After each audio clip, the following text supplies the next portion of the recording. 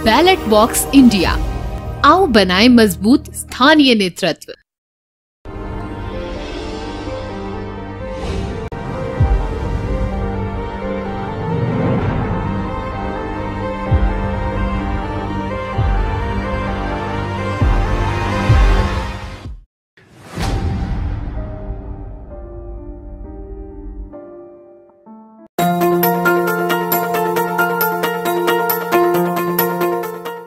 Local के लिए vocal बने। नव प्रवर्तक पोर्टल्स भारतीय इंजीनियरिंग द्वारा स्वदेश में ही निर्मित एवं संचालित हैं।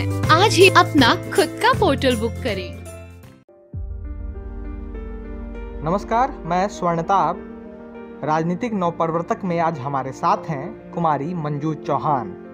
भारतीय बहुजन कांग्रेस से जुड़ी मंजू जी गोपालगंज विधानसभा के अंतर्गत आने वाले बरौली विधानसभा से अपने राजनीतिक उत्तरदायित्व का निर्वहन कर रही हैं। संभवतः बरौली विधानसभा से इनका यह दूसरा चुनाव होगा, लेकिन संघर्ष इस क्षेत्र के लिए इनका कई सालों से है। तो आइए इनके बारे में हम इन्हीं से जानते हैं। Manju ji, ballot box India पर आपका बहुत बहुत स्वागत है। मेरा सबसे पहला प्रश्न आपसे कि आप सबसे पहले अपना जीवन परिचय दें और अपने संघर्ष की कहानी हमें बताएं। जी, मेरा नाम है मंजू कुमारी चौहान। भारतीय बहुजन कांग्रेस पार्टी के बिहार प्रदेश के अध्यक्ष हैं और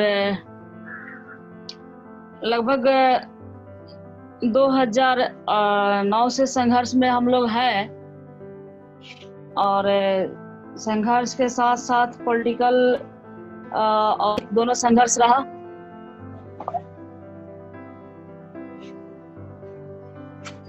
काफी संघर्ष हुआ फील्ड में, सब जगह संघर्ष करते करते आज यहाँ तक हम लोग पहुंचे हुए हैं और संघर्ष जारी रहेगा। संघर्ष से हम लोग पीछे नहीं हटने वाले हैं।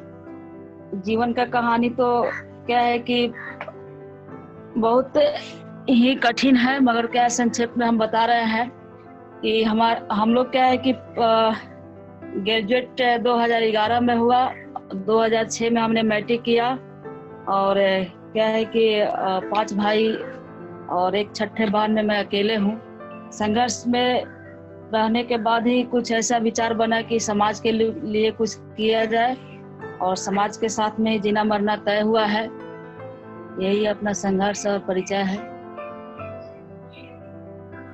जी, जैसा कि आपने संघर्ष और अपने परिचय के बारे में बताया कि किस तरह से आपने राजनीति में संघर्ष किया या लोगों के लिए आपने मतलब सोच लिया है कि लोगों के लिए आप हमेशा काम करते रहेंगे, तो वैसे में मेरा ये जानना था, जो अगला प्रश्न था कि राजनीति में आगमन क्यों हुआ फिर आपका, और आपने विजन के बारे में हमें बताए और आगे क्या मुद्दे हैं उसके बारे में जरा विस्तार से बताइए।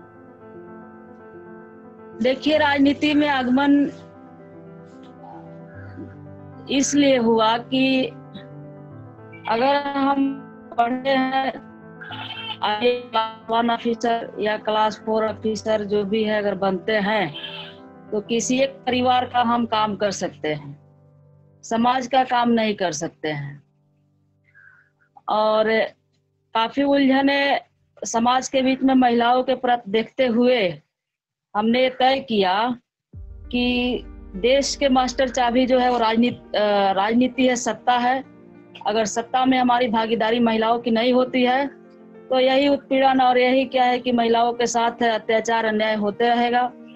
इसलिए हमने डिसीजन लिया कि हमें क्या है, कोई जॉब नहीं करना है, कोई सर्विस नहीं करना है और हमें राजनीति का मास्टर चाबी समाज के साथ में संघर्ष करके लेना है। आगे का उद्देश्य है कि देश की जनता इस देश की मालिक है, उसको मालिकाना अधिकार मिलना चाहिए।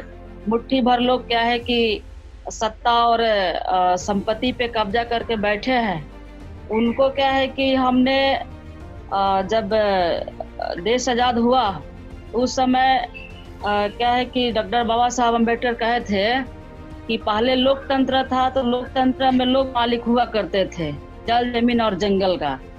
अब क्या है, राजतंत्र में क्या है कि मुट्ठी भर लोग मालिक हुआ करते थे जमीन और जंगल पे, राजतंत्र में आजादी के पहले। जब देश आजाद हुआ तो लोकतंत्र हो गया। तो लोकतंत्र में देश की जनता इस जल, जमीन और जंगल की मालिक होती है, उसको मालिकाना अधिकार मिलनी चाहिए। और क्या है कि देश आजाद हुआ तो उस समय क्या है कि बाबा साहब कहे थे, डॉक्टर अंबेडकर साहब, कि देश की जितनी भूमि है उसको राष्ट्रीयकरण किया जाए और जो क्या है कि भूमिहीन परिवार है उसको समान जमीन दिया जाए। मगर आज भी 73 साल के बाद भी मुट्ठी भर लोगों का राज रहा और उस समय से लेकर आज तक राष्ट्रीयकरण नहीं हुआ। जब तक देश की जल, जमीन और जंगल का राष्ट्रीयकरण नहीं होगा तब तक हमारा संघर्ष जारी रहेगा। यही हमारा उद्देश्य है और हमारा संघर्ष भी यही है।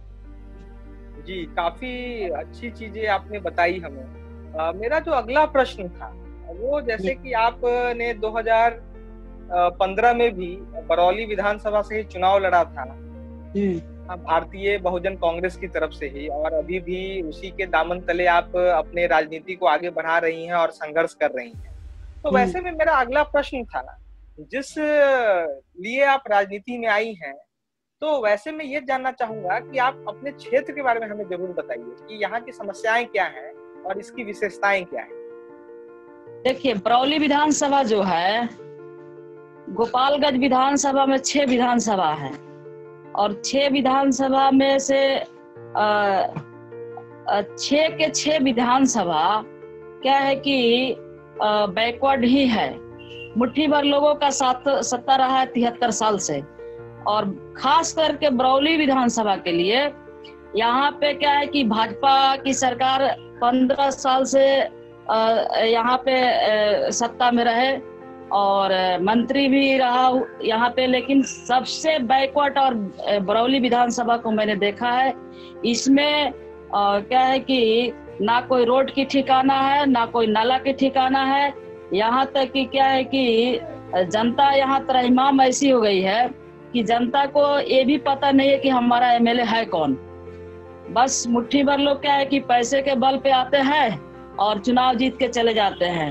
आपको यहाँ 80% ही ऐसे आपको हम क्या है कि चैलेंज कर सकते हैं किसी भी सरकार से, चाहे बीजेपी हो, चाहे आरजेडी हो, चाहे जदयू हो।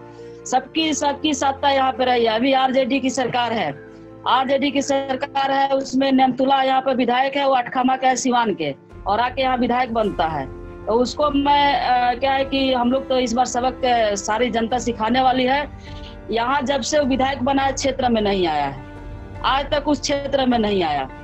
चाहे यहाँ पे कोई भी सरकार रही है, ना रोड की, ना नाला की, ना गली की, कोई डेवलपमेंट नहीं, कोई विकास नहीं। यहाँ पे जनता का भाग्य और भगवान के भरोसे। जी जी, और यहाँ की विशेषताएं क्या हैं? आप बरौली विधानसभा क्षेत्र से, यहाँ की विशेषताएं हैं, यहाँ की जनता भोली भाती है और यहाँ की जनता गरीब है। यही विशेषताएं हैं। गरीब है, आर्थिक कमजोर है, शिक्षा से कमजोर है, इसीलिए यहाँ की जनता को क्या है कि खरीद के और बाहर वाला के विधायक बन के चला जाता है। यही विशेषताएं है बरौली विधानसभा की। जी मंजू जी, आपसे बात करके हमें काफी अच्छा लगा, और आपने जैसा कि बताया भी कि आप इकलौती बहन हैं, तो वैसे में पता चला कि आपके संघर्ष की कहानी भी हमें पता चलती है, और साथ में ये भी पता चलता है कि किस मकसद से आप राजनीति में आई हैं। तो हम तो यही कामना करेंगे कि जिस मकसद को लेकर आप राजनीति में आई हैं, उस मकसद की तरफ आप अपना कदम बढ़ाएं और उसमें आपको सफलता प्राप्त हो। और आने वाले विधानसभा चुनाव के लिए आपको बहुत बहुत शुभकामनाएं, और बैलेट बॉक्स इंडिया से जुड़ने के लिए आपका बहुत बहुत शुक्रिया। जी, आप लोग के क्या है कि बहुत बहुत आप लोग का ये रहेगा, आभारी रहेंगे बरौली विधानसभा के, और बिहार के भी आभारी रहेंगे।